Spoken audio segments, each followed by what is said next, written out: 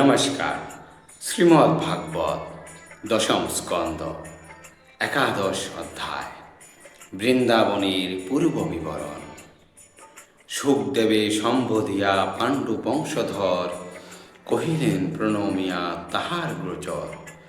বৃন্দাবন ভূমে কৃষ্ণ গেল কি কারণ, কেন বা হইল তার নাম বৃন্দাবন।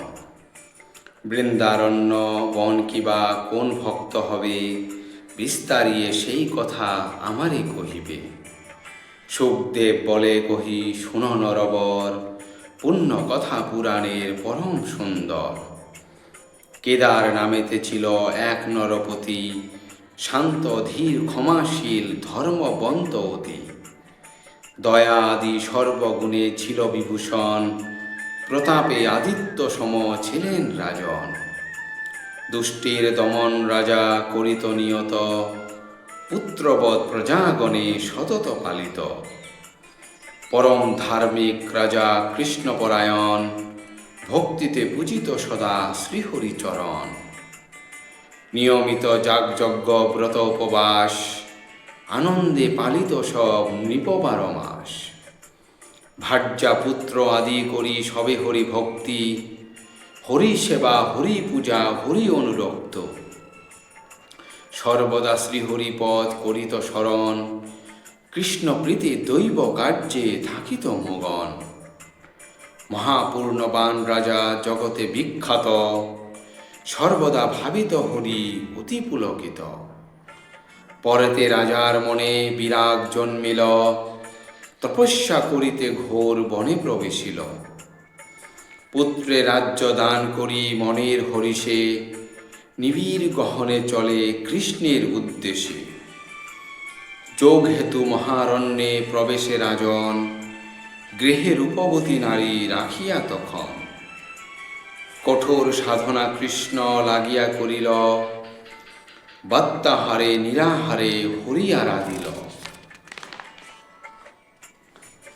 ফলাহারে জলাহারে সেবে হরিপদ, পাইতে সে হরিপদ না ভাবে আপদ। এই রূপে বহুকাল তপ আচরণ, ঊর্ধ্বপদে হেট মুখে নিশা জাগরণ।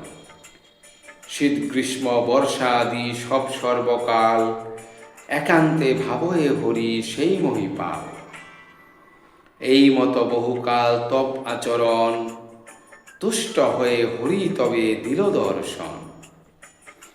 আনন্দে কৃষ্ণের রূপ ভূপতি নেহালে, শ্রীহরি রাজারে তবে মৃদুভাষে বলে। বর মাগ মহারাজ তব অভিমত, যাহা চাহ তাহা দিতে আছি যে সন্মত।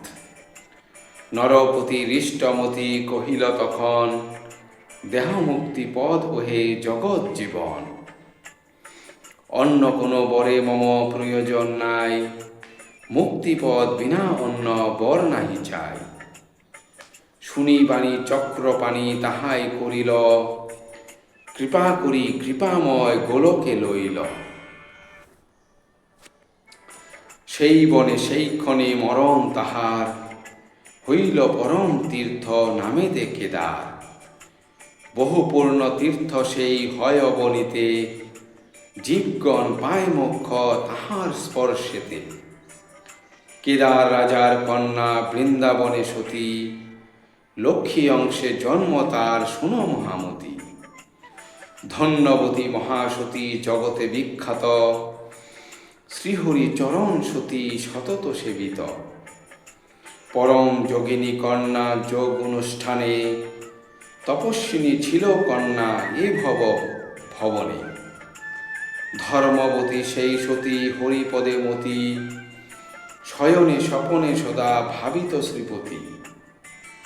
হরিপদ ধ্যানে রত চিত্ত পুলকিত, পূজিত কৃষ্ণের পদ ভক্তির সহিত। একদিন মহারাজ শুন বিবরণ, দৈবাত দুর্বাসা মুনি তথা আগমন। দয়া করি মুনি তারে কৃষ্ণ মন্ত্র দিল, মন্ত্রপ্রিয়ে বৃন্দা তবে কাননে পুষিল। ত্যাজি গৃহ ঘোর বনে প্রবেশে তখন, তপস্যা করিল কত কৃষ্ণের কারণ। অনেক কঠোর করি প্রভু আরাধিল, অনাহারে অস্থি চর্ম অবশেষে হইল। কতকাল এই রূপে করে আরাধন, অন্তরে কেবল চিন্তা সেই নারায়ণ।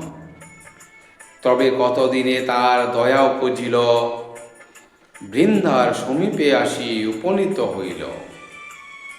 তবে হরি দয়া করি দিল দর্শন, হেরিল সে রূপরাশি ভুবন মোহন। দ্বিভুজ মুরলীধারী কিবা রূপরাশি, ত্রিভঙ্গ সুঠাম অঙ্গ যেন পূর্ণ রাশি। রূপ হেরি বৃন্দা সতী হইল মোহিত, সাষ্টাঙ্গে প্রণাম করে হয়ে ভূপতিত।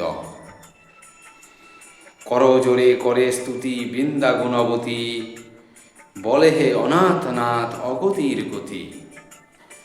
জগৎ জীবন প্রভু জগতের সার, কে জানে তোমার তত্ত্ব মহিমা অপার।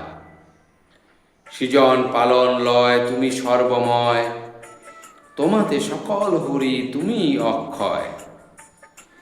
অবলা রমণী আমি কি করিব স্তুতি, না জানি ভজনানাথ আমি অল্পমতি। কহিল তখন হরি বৃন্দার বচনে, মনোমত মাগবর যাহা লয় মনে। ইচ্ছামত লহবর না হবে অন্যথা, উঠ ধ্বনি লহবর শোনো মম কথা। করজোর করি সতী মৃদু ভাষে কন, দয়া করি শুনো দেব দাসীর বচন। অন্য বরে নাহি ইচ্ছা শুনো দয়াময়, তব পদে মতি যেন চিরকাল রয়। তব পদে হব দাসী ওহে যোগেশ্বর, কৃপা করি অধীনিরে দেহ এই বর। মনেতে বাসনা এই আমার নিয়ত, তব পাদ পদ্ম যেন হেরিও বিরত। সন্তুষ্ট হইল হরি সতীর বচনে, দয়াময় তারে মুক্তি কইল তৎক্ষণে। গোলকে লইল তারে মুক্তিপদ দিয়া, রহিল কেদার সুতা কিঙ্করী হইয়া। শুনো রাজা পরীক্ষিত পূর্ব বিবরণ, বৃন্দার তপস্যা স্থান এই বৃন্দাবন। বৃন্দা নামে বৃন্দাবন নাম যে হইল, জনার্দন সেই স্থানে লীলা প্রকাশিল। শুনো কহি মহারাজ বাক্য সুধাময়, জগতের সার হরি জগৎ আশ্রয়। জগতের মধ্যে এই বৃন্দারণ্য বন, এহেন পবিত্র ভূমি নহে দর্শন। যেই নর একবার দর্শন করে, প্রভুর কৃপায় যায় গোলক নগরে। অশেষ পাপের পাপী যেই মূরমতি, বৃন্দাবন ধামে যদি করে সেই গতি। বিষম পাতক হতে হয় সে উদ্ধার, তার প্রতি সমনের নাহি অধিকার। সুবোধ রচিল গীত ভাগবত সার, শ্রবণে পবিত্র হয় পাপী দুরাচার। ইতি বৃন্দাবনের পূর্ব বিবরণ সমাপ্ত। ধন্যবাদ।